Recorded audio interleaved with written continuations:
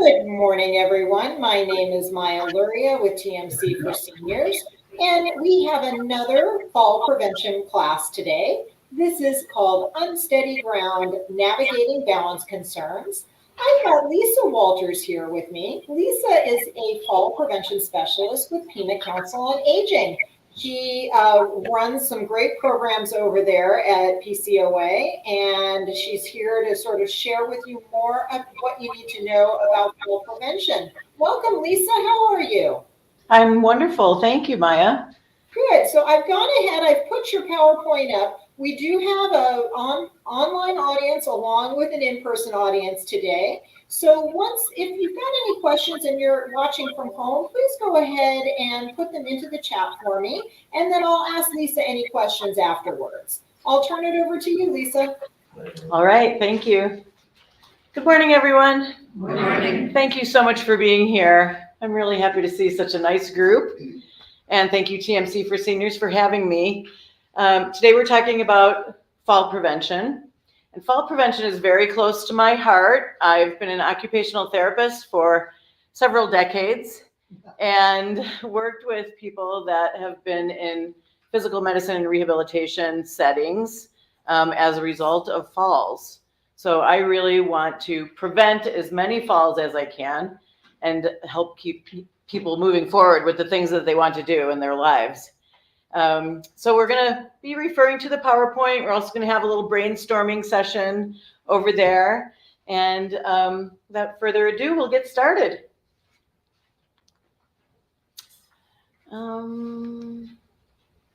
Is this? Oh, yes, this is my first one. So here's our objectives. I'm going to stand over here because there's another camera over here that can see me. And this will help me see better for you too. Let me know if you can't see past me, please. Thanks. So again, I'm from Pima Council on Aging. I am the Fall Prevention Program Supervisor. And today we're going to define falls and look at fall risk factors for older adults. Americans, the Older Americans Act defines older adults as people over 60 years old. So we're going to look at 60 and above. A couple statistics have 65 years old and above, but we're in that general range. We're going to look at some fall statistics briefly, just some numbers related to the state of Arizona and Pima County in terms of falls and what happens when people fall. And we're going to discuss something called the fall cycle. That's something that's really nice to gain a beginning understanding of. We'll also look at how falls affect our quality of life. What changes can occur due to a fall. And then where the rubber meets the road, fall prevention strategies. That's what we really will spend the bulk of our time on. How can we prevent most falls? And then questions and answer discussion will be at the end. All right. Thank you. So our first task is to define a fall. So landing on the ground or a lower surface when you didn't intend to be there, it wasn't part of your plan. Right? Yeah. And we know that we all go, what just happened too? So an unplanned descent. And falls can occur with or without known risk factors.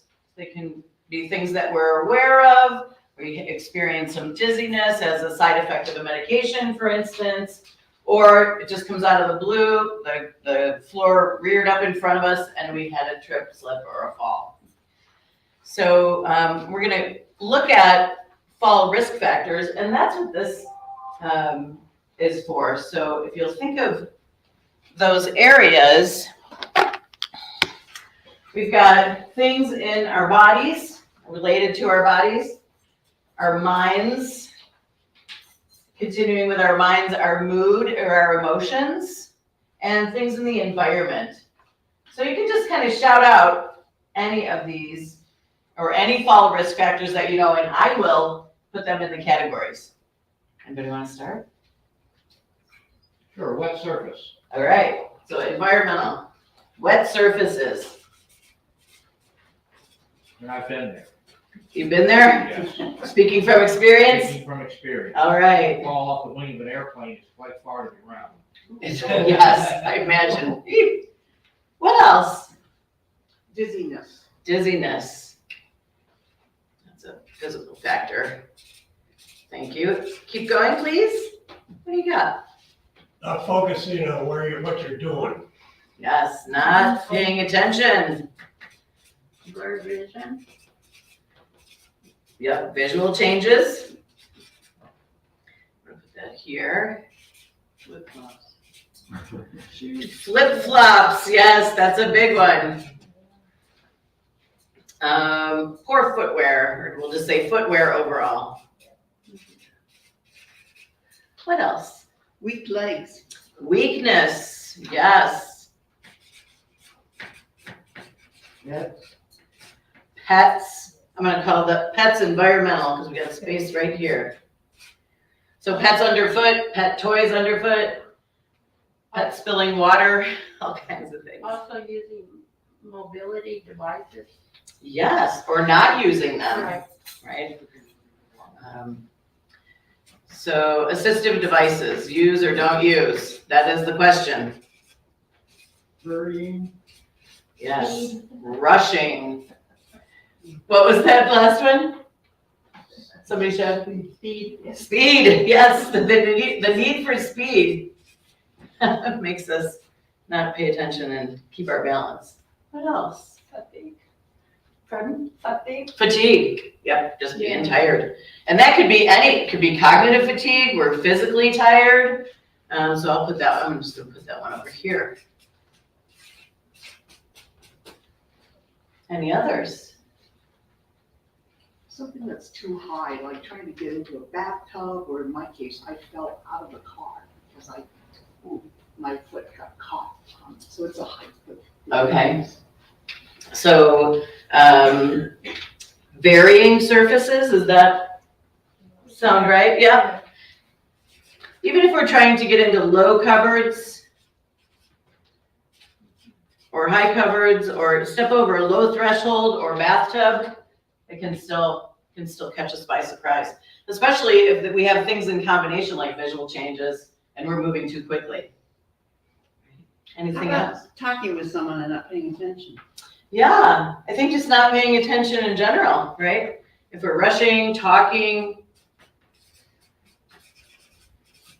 You know, when we think about not paying attention, who here lives slowly? Who does one thing at a time?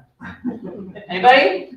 Probably not, right? So it's really easy to be doing several things at a time because that's how we roll, right? That's how we get our lives done. What You about gotta this one? learn to temper that the older you get. Pardon? You gotta learn to start tempering it and focusing more on one thing at a time as you get older. Yes, I heartily agree. Focusing on one thing at a time is so important. And when we look at fall prevention strategies, we call that mindfulness. So really just immersing and enjoying and attending to the thing that we're doing, the single thing on purpose. How about rugs? Yes. So throw rugs or rugs that have a turned up corner or are insecure. They're not sure if they're a rug or a carpet. Tile. Tile is slippery. Yes, so slippery surfaces. Uneven surfaces like sidewalks. Yeah, Oh my, yeah. good. Slippery, uneven. We're running out of space here. Anything else? Not stepping high enough to clear the curb. Lack of sleep? I think we'll put that one there. What was the other one? I'm sorry. Not stepping high enough to clear the curb. Yes. Could that be due to physical changes or weakness? No. Or not paying attention? Not paying attention. Yeah. So they're all connected, right? Because our bodies are integrated wholes with our brain. So we tend to see lots of these things working in combination to set us up for a possible fall. Medications. Yes, medications. I'll put that one here since we have space. Medications, side effects. And then social emotional depression. We'll talk about depression and isolation with the fall cycle. And fear of falling is also a fall risk. Really? Yes. So we'll look at that in our fall risk, or in our fall cycle. Pretty good list. Thank you.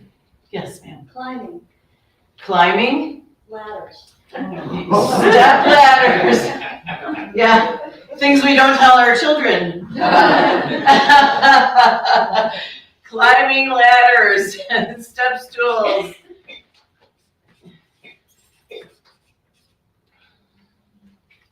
Yeah, I used to be able to do that. Yeah. There's a use-by date on that. There is, yeah, check your step stool for the expiration date. Good. All right, thanks for that, because we're gonna come back to this when we look at how to prevent falls. So that's a great list. Let me come back over here. We've got our definition and our list done. So I wanted to look with you a little bit at where falls happen, what time of day they happen, and the mechanism of the fall, or the mechanism of the injury. So 36%, over 1/3 of falls happen outdoors. These colors are kind of close, but this 1/3, over 1/3 happen around our house. We're out in the garage, coming in from the carport, moving the pots around when we're gardening, over 1/3. And then next is in the living room. So maybe pets and pet toys laying on those throw rugs that are, or other clutter is an environmental factor that we want to look at. And then about 1 in 5 occur in the bathroom. Slippery, hard surfaces, and we tend to be more fatigued or more relaxed perhaps after we take a shower. We're just sort of not attending perhaps as well as we could.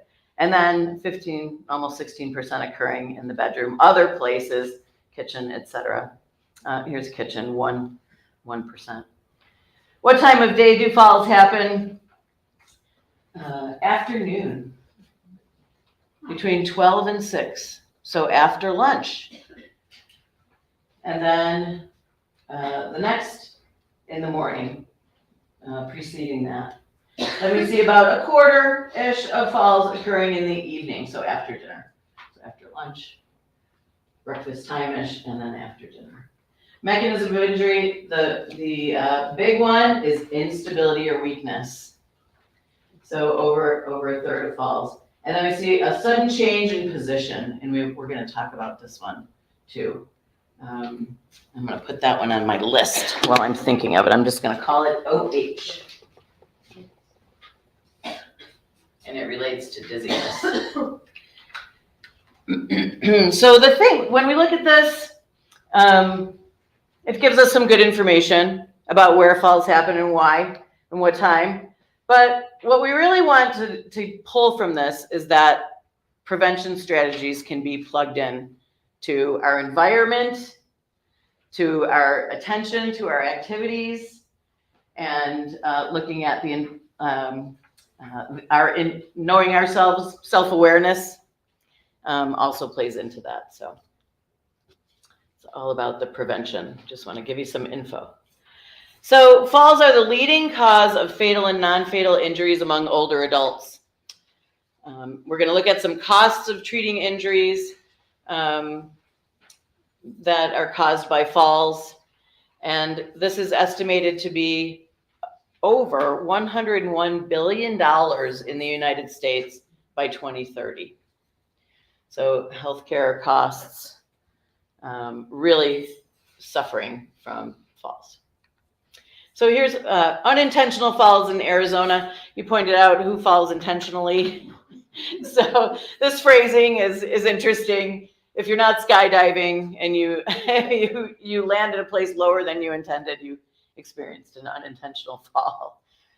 So falls are the leading cause of injury-related deaths among Arizona residents that are 65 and older. So that is Yes, beyond injury, but causing mortality. So we really want to take care.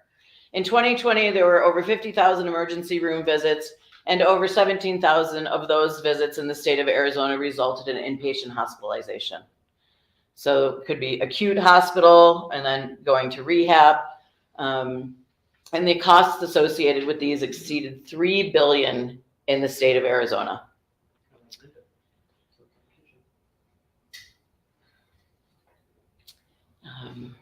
So our next one is in Pima County. So of all the counties in Arizona, 17% of the falls occurred for people over 65 in Pima County. They resulted in just under 8,000 emergency room visits and just over 3,000 admissions to the hospital.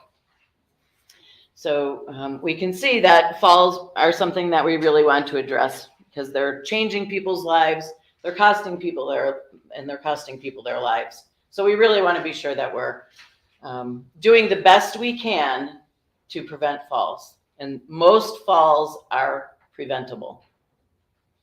That's what they say. Research shows most falls are preventable. It is good to hear. So how do falls affect quality of life? What happens when you fall? What happens to you, or you see someone fall, or you know someone who fell? Perhaps you didn't even see them fall. What changes inside? What changes internally? How does your internal landscape change from this placid rolling hill to something that looks different? The weather changes inside, right? We might get fearful. We might, Angry. pardon? We get angry. Get angry. Yes. That I feel. Yes. We get mad at ourselves. Maybe experience some changes in our belief in ourselves, what we feel that we're able to do. So we might start restricting our activities. And that's what the fall cycle is about. So this next slide is the fall cycle. And it's just a big spiral. So on your sheet, if you want to write or annotate this, this is fear of falling. This sort of tip of the spiral. So we go from being properly concerned to being fearful.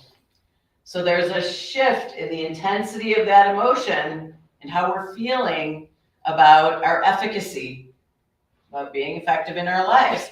So fear of falling. As we move along this spiral, we will decrease our activities. So we look at, in fall prevention, physical activity and social activity. If you'll hold that thought for a moment, when we look at maps of the brain, you see arrows pointing all over to all the different regions of the brain. So we see the visual area in the back of the brain, the auditory area around the ears, interpreting the sounds that are coming in, interpreting language and music and things like that. And then the seat of your personality and your motivation in the front area of your brain. But there are a lot of places that don't have arrows pointing to them when we are looking at pictures of the brain. There's sort of some blank space where it's sort of uncharted territory. And brain scientists now think that those places that don't have a concise designated function all interact with each other for socialization, because we're social beings. So all those interconnections of those areas all over, superficial, deep, right, left, top, bottom, help us with our social skills, because we're social beings. So if we decrease our social activities, it is just as detrimental as decreasing your physical activity. So we move along this, and we see, as a result of those decreased activities, isolation, changes in mood. Maybe we experience depression. When we're depressed, what happens? there's a lowering of our energy level. So we're further limiting our activities. Maybe we're not eating as well. We used to go out to eat with friends, but now I'm afraid to go to our restaurant that we go to because I had a slipper trip. And so I'm gonna eat by myself. I'm not gonna go. I'm gonna avoid that situation to keep myself safe. And that idea of avoiding activities to keep yourself safe is a major myth of fall prevention. So we are, maybe we don't have the strength to build our muscles or just build up our esteem. So this cycles around and around, and then in the center of this is a fall. So what we want to do is break this cycle and come back to a healthy concern about falling and replace that fear with being properly concerned. Because it is a real issue. We know that we can be injured when we're older, more seriously, and it ripples out far beyond the ripples that would occur when we were younger. So if you fell when you were 35, 45, 55, and then you go up from there, your falls become more and more serious because of physical changes that we have in our bodies. We can fracture more easily. We can just tear our skin more easily. So we really want to unwind this fall cycle, which starts with fear, and manage that fear.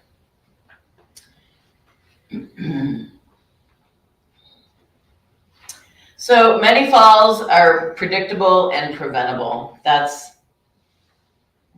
the high note of the talk. So I think I'm going really fast. Oh, we're doing okay. Thank you. So fall prevention strategies, we're going to compare the risk factors and the strategies. So the first one here is footwear and adaptive equipment. So on our list here, we've got footwear and adaptive devices. So we talk about wearing good shoes in fall prevention. What defines good shoes? Support. Proper fit. So they are snug on your feet. They're not flopping around like flip-flops. That's why they're called flip-flops. Non-slip. Non-slip sole. Very good. Comfortable. Yes, you want to live in them. You can tolerate them. They don't feel like bear traps on your feet. Any others? Good list. So what about adaptive equipment? We can talk about walking devices for mobility, and we can also look at devices that keep us safer in areas where falls occur. So looking at the bathroom, for instance, or looking at the non-fatigue mat in the kitchen, or looking at the arrangement of the living room and picking up those throw rugs. That's sort of environmental, absolutely environmental. So for walking or mobility devices, the best course of action is to work with a physical therapist. So they can prescribe the correct device. If your doctor orders that those appointments with a physical therapist, and they prescribe a device, then Medicare will cover some of that device in many cases, up to 80% of that device. So you can think about canes. So you have a straight point, single point cane, or there are canes where you can change the base and it's bigger. So you've just become from a biped to a tripod, so you're more stable.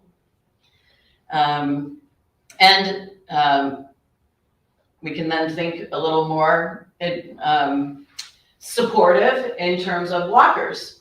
So the standard aluminum walker that you can pick up and advance, or a walker with wheels, that's an aluminum walker. They're hard to turn, so they slow you down a little bit.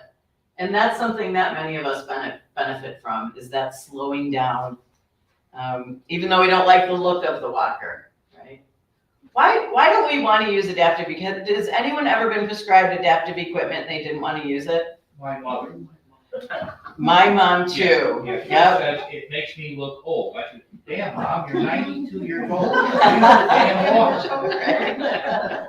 92 years old, yeah, you'd think by then we'd grow out of it or something, that we don't wanna look old. You know, if you believe in evolution, the evolution of our brains over however long it's been, 500,000 years, keeps us wanting to be a member of the tribe. We don't want to look like we need a walker. We don't want to appear as if we're old or we need help. Asking for help is something that we're gonna talk about. But because if we were expelled from the tribe just 500 years ago, we wouldn't have made it. Right now we're all independent. Right? We talk about independence all the time, and independence is lovely. Having independence and doing your basic self-care, the things that you want to do, dress yourself, make a simple meal, drive the car, all of those things are wonderful. But we're really all interdependent, aren't we? We rely on each other. And that's that sort of tribe mentality where we want to be, we're evolved and driven to be an integral, useful member of our communities, of our tribes. And if I have a piece of equipment with me, it might make me look like I'm not that. Does that make sense? That's where that resistance comes from. You know, it's hard. It's hard to help ourselves accept that piece of adaptive equipment. You get into denial, that's what it is, right Mhm. there. It's easy to deny it. Well, it's cumbersome. It is, it's an extra thing. It's an extra thing. I think a lot of adaptive equipment, and for OTs and PTs, adaptive equipment is where it's at sometimes. You know, if we think you're gonna slip in the shower, we're gonna give it a seat, and that's more cumbersome, just like a cane or a walker is more cumbersome. It gets in the way. It's one more thing that I have to clean or take with me or pack in my trunk, or, you know, so we just tend to sort of not look at it. The thing is, if it will prevent a fall that can cause a fracture or an injury to our precious universe, it's probably best to use it. Take your time. So this is mindfulness right there. Slowing down. We've got rushing, multitasking, and not paying attention on our list.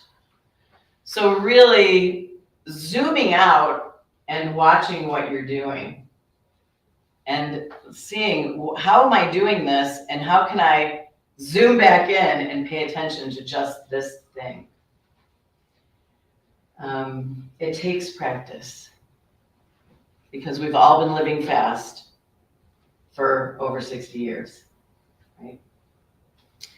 So really taking your time and stretching out and trying to inject a feeling of savoring what I'm doing right now. When I'm walking, I'm just walking. When I'm washing the dishes, I'm just washing the dishes. When I'm taking my shower or I'm talking to my friend, that's what I'm doing in that moment, with intention and with purpose. So we're trying to stretch time a little bit. And when we pay attention to what we're doing, that does happen. Time feels longer. You know how when we get older, it feels like time's going really, really fast? There's research supporting if you slow down, time goes with you. Time slows down with you. So we can feel like we have more time, and we can prevent a possible slip, trip, or fall. Plan ahead. So even for routine activities, things that you do all the time that seem like I shouldn't have to plan ahead, to Go out to the kitchen and get a glass of water. I've had that fatigue reducing mat on my floor for so long, I don't even see it anymore, right? So what am I doing? Where am I going? So these two are connected, right? I'm going out to the kitchen to get a glass of water. Of course, once you pass through the memory erasing door, you might go have an apple instead of a glass of water. Yeah. Yeah, you have a beer instead, exactly. So thinking about really what you're doing and observing the environment, looking at, there's that mat, maybe a high contrast mat that's plain instead of a pattern that blends in with the floor. They even make those with a little ramp. I'm not sure if they're better, instead of the edge on the mat, they're sort of ramped up. So just, there's that little ramp that my foot could step on, and it could be tilted at an angle because we don't usually, we're not maybe going straight on, but we're walking sideways and our foot falls in a different way on that surface. So also planning ahead for things that you want to do. If you want to go out to dinner with your friends and you're having some discomfort or concern about doing that, how you feel today or how you felt for the last weeks or months, looking at how can I use my equipment, asking for help, where are we going? Are we going somewhere that I'm familiar with? Or is it a new environment and I need to do a little bit of research? So ask Google or call, ask your friend who's been there. Are there steps or a ramp? Yes, are there steps or a ramp? I went to see Celtic Thunder last night at the Rialto and was in the balcony, and the steps are like this, and there's no railing, and they're carpeted. Oh my God. So you kind of can't even feel where your foot is. I had to hold on to the usher's shoulder to get down the three or four stairs that were there, because you're however 100 feet off the ground or 300 feet off the ground up in the balcony too. So there's that whole sense of vertigo and it's dark in there. So asking for help is really something that's nice to do. Why don't we ask each other for help? Vanity. Vanity, right? Pride. We want to hold on to our sense of autonomy and independence. But think about that interdependent kind of thought. And I like to think about the social aspect of asking for help, how our brain benefits when we help someone. So just an easy picture. Think about when you don't let someone out in traffic. How do you feel? I left early enough, so why didn't they? Plan ahead, hello, so I'm not gonna let you get in front of me, and that goes with you through the day, right? When you get where you're going, you have a little residue, maybe of that. If we create that space and let that person in, what happens? I just helped someone. Mm-hmm. I am a good person. I'm going to go forward and just share the love with everybody for the rest of the day. And it's something that's so simple. So when you ask someone for help, you're giving them an opportunity to have that feeling of goodness that we all want to feel. So don't you can be afraid of asking for help, but just like a fear of falling, make it a concern and just go for it. Ask. Using your visual system, vertical and horizontal targets. We talked about the visual system here. So correcting changes in your visual acuity, correcting hearing changes is also part of fall prevention. So if someone has uncorrected hearing loss, they're more prone to falls. You get startled more easily. think about walking through the parking lot coming in here and you can't hear a motor idling, the car maybe starts to back out. You weren't aware that it was there, so you get a startle that can cause a loss of balance. Just one example. So vertical and horizontal targets. This is a vertical target. Any straight line is a vertical target. So if we're walking towards something, keeping our eyes on that vertical target keeps our head up and keeps our ears over our shoulders, over our hips, over our feet. So this can be challenging if you have an assistive device that makes you come forward a little bit, like a walker or a cane. So that's another good reason to consult with a PT and have them adjust that device so that you can use it and you are a vertical target for someone else because you're upright. So when I'm upright and vertical, my center of gravity is falling down through the top of my head, right down between my feet. So I'm in good shape to move through space. If I'm forward with my assistive device, where's my center of gravity? It's pushing down on my 6-pound head, which can pull me forward more and more and more and can result in a fall. So really focusing on being a vertical target yourself and using that to make sure that you're upright. And then horizontal target relates to any horizontal surface. So that keeps our eyes level. So our body follows our head. If our head is tilted to the side and we're walking, we might sort of stray off our path and we plan to go this way and now there's an obstruction or something in our way going that way. We're not gonna be able to see it as well because we're not turning and scanning our environment as thoroughly, as effectively as we could. So if you'll add to your list, we've got our visual changes there, uncorrected hearing loss. Staying active is exercise. And it's also staying active socially. So exercise, regular exercise is free most of the time. You can just get sensible shoes and take a walk. You can walk in, the malls are all closing, which is kind of a bummer on many levels, but you can find an indoor place to walk. Tucson Parks and Rec has a lot of walking tracks in their locations. I think it's $25 a year. So it's not really cost prohibitive.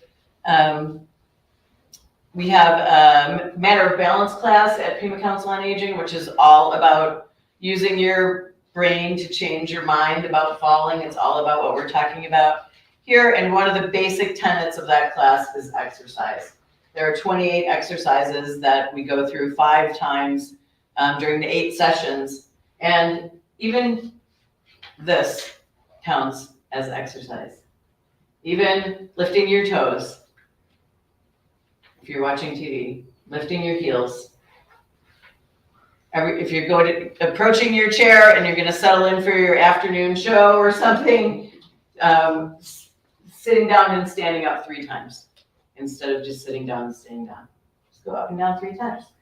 So just squeeze your hips right now. Yeah, it's related to your facial expression too. Oh, I can squeeze my hip muscles. So any ways that you love to move your body, what's the best workout? The one that you will do. So whenever, if you're doing something and you are dreading your exercise every single day and really, taking yourself by the collar of the shirt and marching yourself to do it, explore something alternative that find something that you love to do and do it with regularity. Start slow. If you have conditions that your doctor should be consulted on, you're aware of those, and ask your doctor, can I start this kind of activity program, or can I become more active in this way? So asking those questions.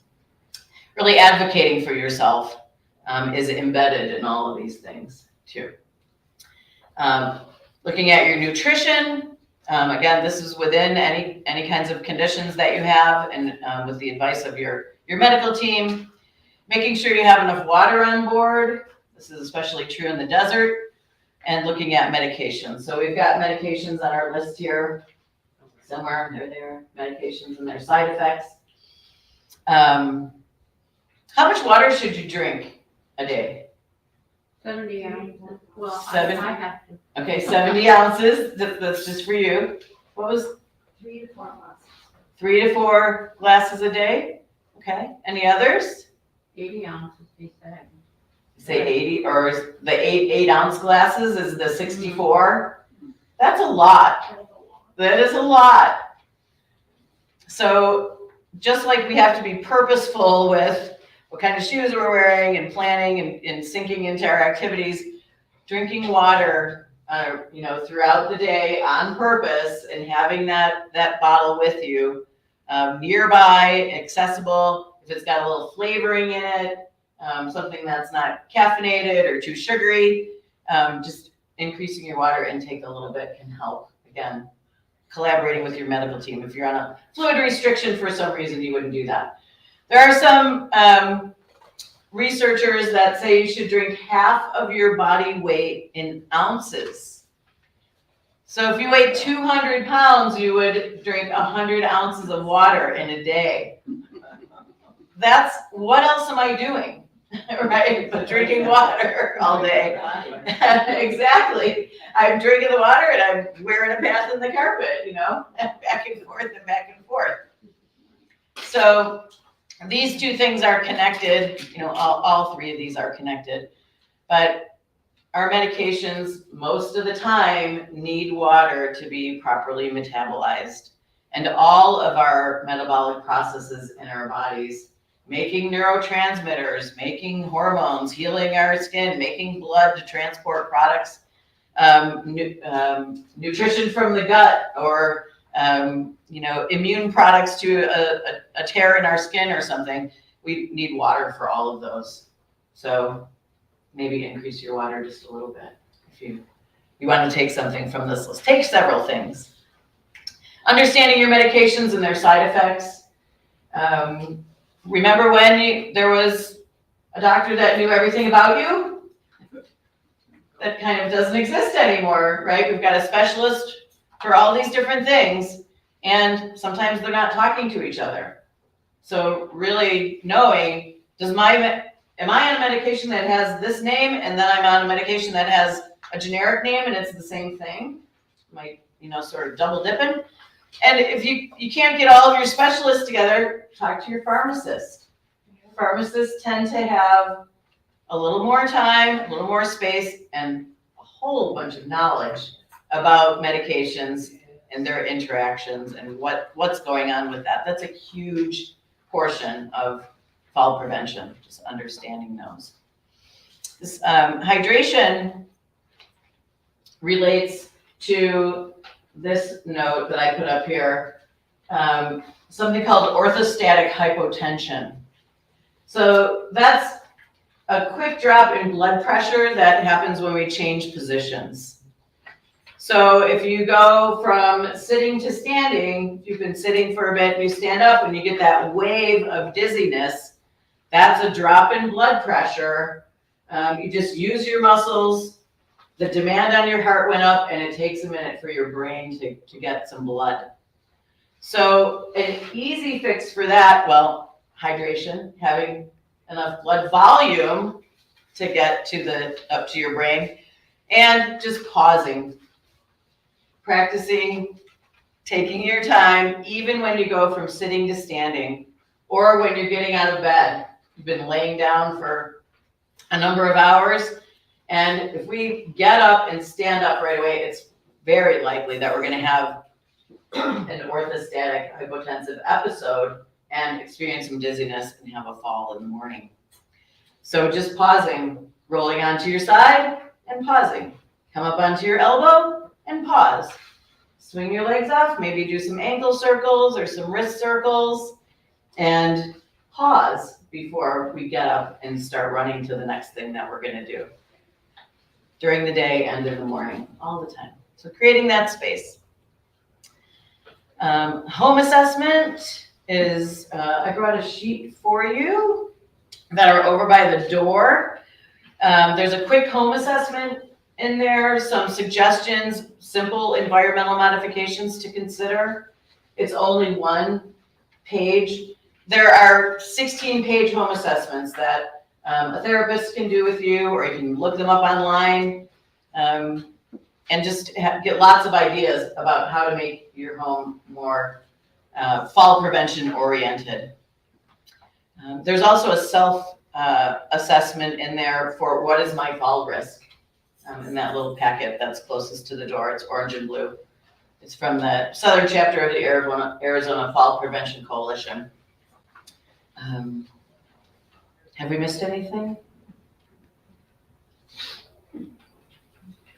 What do we got in here? Yeah, so this would be your home assessment stuff. Staying plugged in with others, talking to your doctor if you're experiencing depression and you just can't seem to cut through. Doing the things you love. Minding the expiration date on your step stool. Getting proper rest.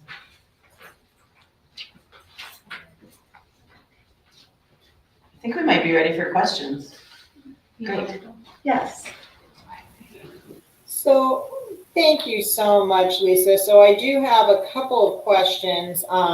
One is I would like to start, and I'd love for you to share a little bit more about Matter of Balance, because you guys, PCOA has been running that program for a long time. I think it's really important that folks know what does that class look like, and how much does it cost, and how long is it? Okay. So the question is about A Matter of Balance. That's a class that Pima Council on Aging hosts several times a year in the greater Tucson area. The balance in the title is balancing our concern about falling and staying active, just like we've talked about. So it's not an exercise class per se, but there are exercises in the class. There's about 28 exercises that start in week 3 of 8, or session 3 of 8, excuse me. So the class is 8 sessions, and it's held over the course of 4 weeks. Each session is 2 hours. So class might be Tuesdays and Thursdays from 10 to 12 for 4 weeks. And we hold these all over. We have one at Udall Park that's happening right now. We have a class coming up at the Katie Dusenberry Healthy Aging Center starting September 30th. And the cost is $30. And you get a workbook that has handouts as well as the exercise set in it. Great. And what about, I know folks are probably familiar with the exercise that we offer here at TMC for Seniors, which is a variety of Tai Chi classes. We also have a seated meditation chair yoga. Now you have Enhanced Fitness, and that is throughout the city as well. So can you share a little bit about how the Enhanced Fitness classes work? Certainly. Thanks. So this question is about Enhanced Fitness. Both of these programs, A Matter of Balance and Enhanced Fitness, are evidence-based. So there's research over a number of years for both of these programs supporting that they are indeed effective for fall prevention.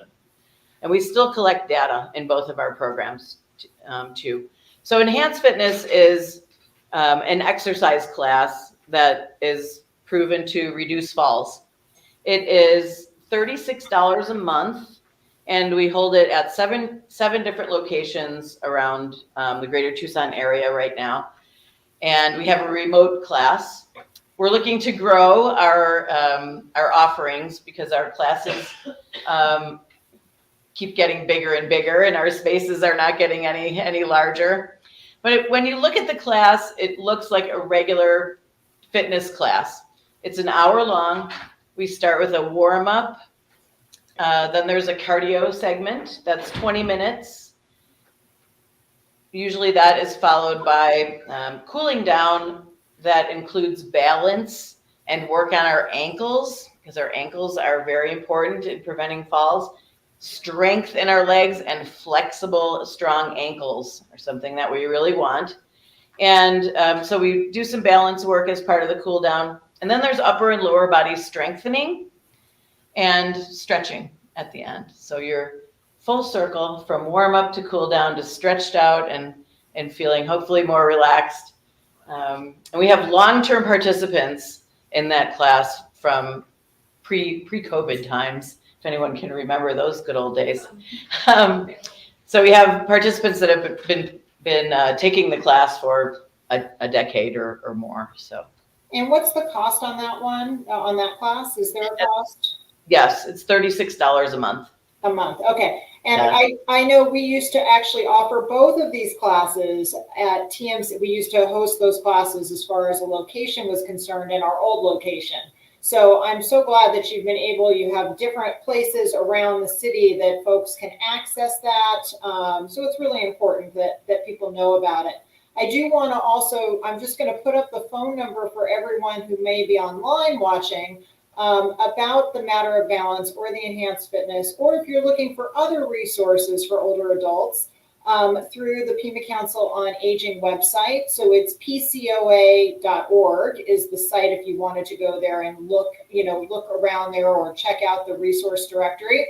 But if you're just interested in one of these classes and you need some help to get registered, the phone number is 520-790-7262.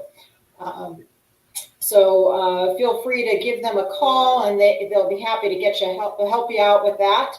I also just want to thank you, Lisa, for being here today. I'm going to wrap up with our online audience. I know, we have been working on the fall prevention month for many years together, and we have a big event coming up next week. So we've got the No Falls Fair. So everything that Lisa is talking about today, you can get some more information on. We'll have exhibitors there at the Tucson JCC, and also some fall risk assessments. So you'll actually get to go through and do some individual risk assessments there as well. So, Pima Council on Aging will be there as one of our participants. So I want to thank you again, and I will wrap up and turn it over to you.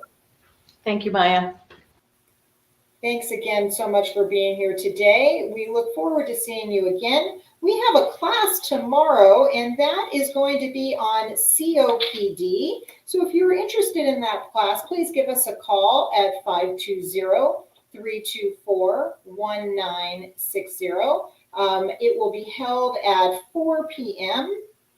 3 p.m. Thursday, September 12th at 3 p.m. So that is Breathe Easy, Managing COPD. And then back next week on Tuesday, September 17th at 10 a.m., we've got another really important class on fall prevention. It is Prescriptions and Pitfalls, How Medications Impact Fall Risk. And we'll be doing that class with Dr. Catherine Dowell with TMC1. Again, phone number is 520-324-1960.